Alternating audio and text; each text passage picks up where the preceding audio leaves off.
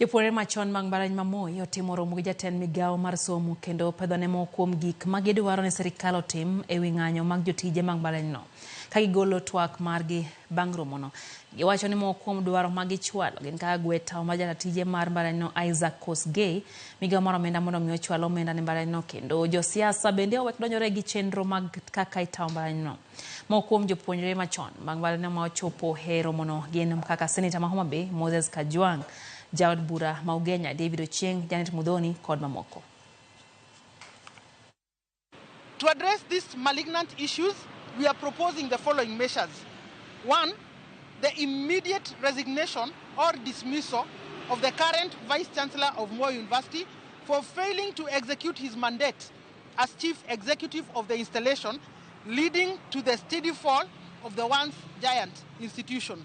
The immediate disbandment of Moi University Council for failing to carry out its mandate in providing fiduciary oversight on the financial operations of the university.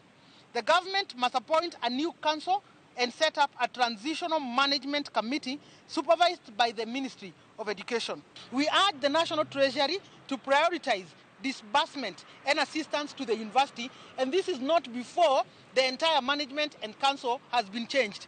We are saying, as an alumni, you cannot take taxpayers' money and put it inside a pit whose bottom we do not know.